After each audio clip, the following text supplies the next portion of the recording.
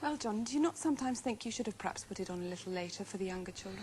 Well, I think it's perhaps worth mentioning that, in fact, the show is now going out later than it's ever been before. And I think really that even the younger children actually enjoy hiding behind their fingers or behind the sofa or behind the cushion. And our intention, after all, is to scare a little but never to terrify. So I really think the show's rather well placed where it is at the moment. Talking about scary, do you have a limit to how scary you'll make the monsters? I mean, do you think, well, I can't do that, that's really too frightening? Yes, the BBC has very strict guidelines on violence in programmes, but obviously I decide what we can do and what we can't in a particular show. And on the whole, judging from the mail that I get in the office, most people find it not frightening enough. Well, Doctor Who is enormously popular, isn't it? And it's not only watched in this country. How many other countries get to watch it? No, it's seen in 54 countries now, with an audience worldwide of 110 million. That's incredible. And when the time comes to find a new Doctor, what characteristics do you look for in the actor you choose? Well, firstly, obviously, a very, very good actor. That's the prime consideration. Following that, somebody who has tremendous resilience and strength, because our working schedule is 10 months of the year, and that is very concentrated work on location, in the rehearsal rooms and in the studio, sometimes working very, very long hours, sometimes maybe even 18 hours a day.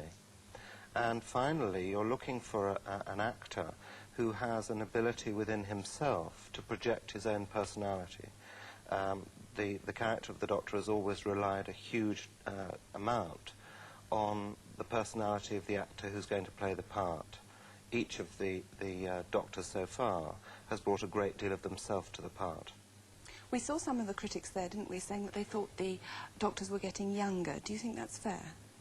Well, the sixth Doctor, Colin Baker, is older than his predecessor, so I don't think we're in danger of having a very young Doctor yet. And what about the assistants? Now, they're supposed, aren't they, to come from different galaxies, and the last few that we've seen seem to come from different continents. Is there a reason for this? I mean, one was Australian, one's Canadian-ish or American? I'm not sure. American. Well, there are several types of assistants, the main two being the Earth girls, or boys, and the aliens.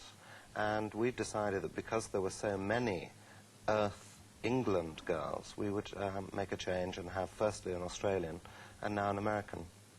How many people, rather, have to become involved in the making of each series? Because it must be so much more complicated than an ordinary drama, because you've got so many special effects and monsters and things. Yes, indeed it is. In fact, there's about 80 people that work on each Doctor Who story. That's an awful lot of people, isn't it?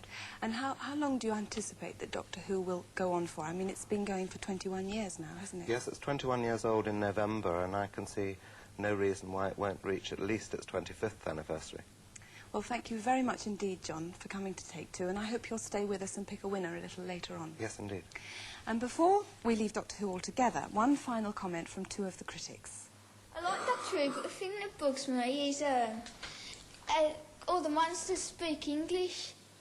He should have a little device on his belt so that first of all you can hear the alien voices yapting on, going blah, blah, blah, and then you can hear it in English coming out, and then you can hear Doctor Who speaking in English, and then it coming out blah, blah, blah, blah, to the aliens.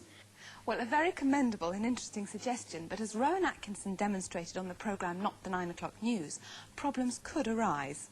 Doctor Who.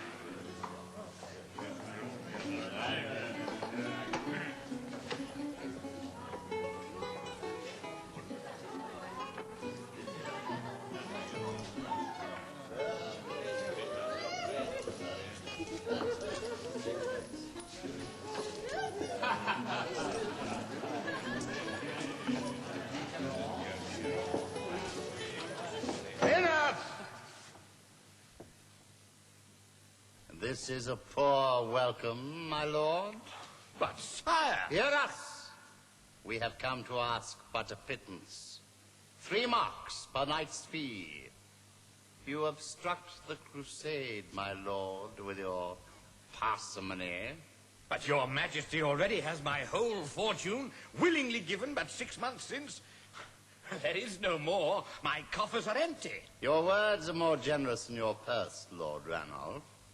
If you speak truth, if we have your whole fortune. You insult us. You insult the king. Your majesty... You insult the king. Are you also craven? My father is of ill health, Sir Gilles. I pick up your gage. I beg your majesty, take my lands, my goods, my chattels, even the robes I stand in, but spare me my surviving son. Father, do not dishonor me. My son, your majesty. We shall see, my lord, if your fealty is as slender as your fortune. Your son shall meet our champion on the morrow. We shall retire and